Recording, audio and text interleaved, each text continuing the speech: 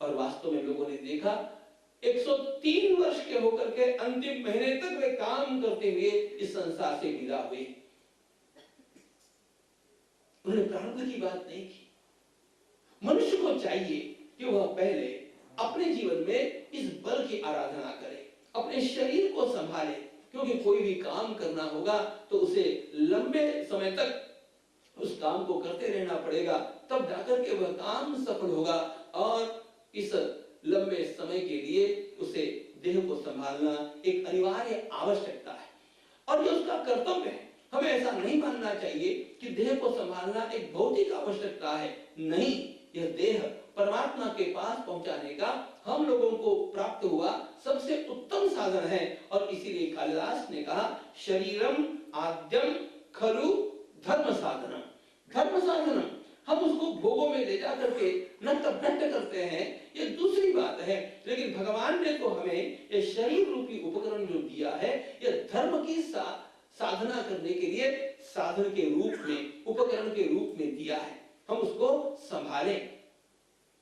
मनुष्य का शरीर ठीक नहीं रहेगा तो जीवन के इस संघर्ष में वह कितना आगे बढ़ पाएगा, यह बहुत कठिनाई से कहा जा सकता है। और यदि इस शरीर के बल की हम आराधना करते हैं ना, फिर बाकी छोटी मोटी बातों की ओर बहुत ध्यान देने की आवश्यकता पड़ती नहीं। शरीर बलवान हो तो अपने आप ही बाकी अनेक बातें उसके साथ सध जाती हैं।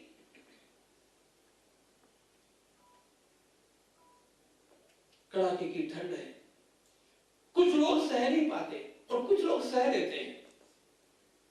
भीषण गर्मी है, कुछ लोग सह नहीं पाते, कुछ सह लेते हैं।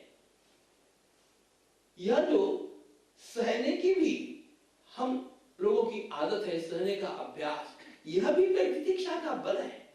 और इस प्रकार का बल हमारे भीतर हम विकसित करें, यह आवश्यकता होती है। और यह बल आ जाए तो फिर छोटे मोटे नियम उसमें अपने आप बह जाते हैं। मुझे एक प्रसंग याद आता है। एक जलाशय के पास एक पंडित जी रुके, उन्होंने आयुर्वेद को पढ़ा था और वे रुके, दोपहर का समय था। अब जलाशय ही था तो वहीं पर आकर के एक जाट भी रुका और उस जाट ने, किसान ने अपनी पोटली खोली और वो भोजन करने लग गया। उसने 4 रोटी खाई। पंडित जी अपना मध्याह्न संध्या करते हुए देख रहे हैं।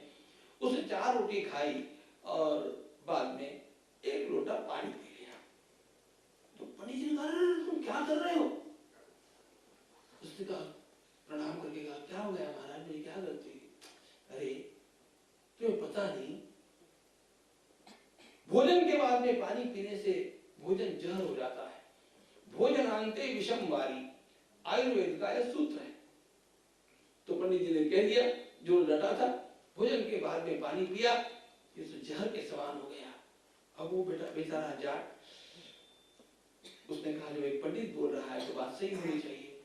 उसने कहा, महाराज मैं पी तो गया, अब क्या होगा? उसने सिर खुजाया। उसने कहा, भोजन के बीच में पीने से क्या होगा? तो पंडित जी ने कहा, बीच में पीने से विपरीत परिणाम नहीं होगा। उसने कहा, कोई बात नहीं। उसने फिर पोटली खोली,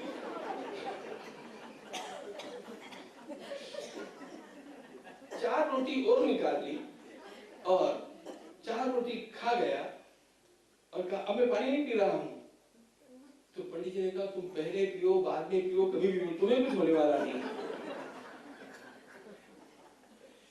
कम बलवंतम न बाधते शीतम। छोटे मोटे नियम बलवानों के लिए परिणामकारक नहीं होते हैं। उनके बल के कारण इन सारी बातों पर वे अपने आप ही हावी हो जाते हैं, विजय प्राप्त कर लेते हैं।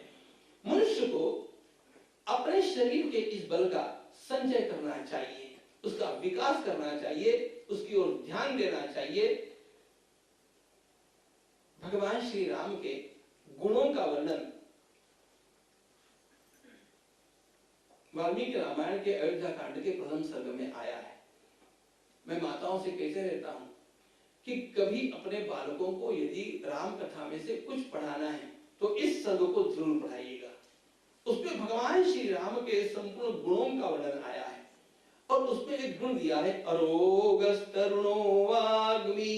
अरोग, भगवान श्री राम के नख में भी रोग नहीं है, वे बलवान। विष्णुना सदृशो वीर्ये, साक्षात नारायण के समान वे बलवान है, ये तो है, लेकिन जरा भी रोग उनके देह में नहीं है। भगवान श्री राम को यदि हम अपना आदर्श मानते हैं तो हम लोगों को भी इतना तो निश्चित रूप से अपने जीवन में नियमों का पालन कर लेना चाहिए कि मैं कभी बीमार नहीं हो जाऊं,